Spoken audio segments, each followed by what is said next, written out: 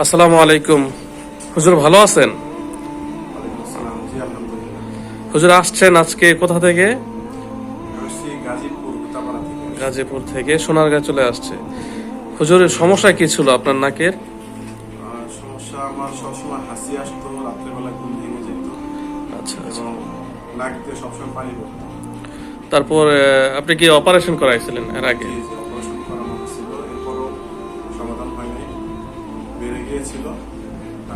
এরপরে তো আপনার দেখা সকাল পাই ফেসবুকের মাধ্যমে, তারপর এখানে এসে চিকিৎসা নিলাম। এখন ভালো লাগতেছে আলহামদুলিল্লাহ। আশা করি ইনশাআল্লাহ আল্লাহর রহমতে হ্যাঁ সুস্থ হয়েছে। এমনিতে চিকিৎসা নিতে কষ্ট হয়েছে?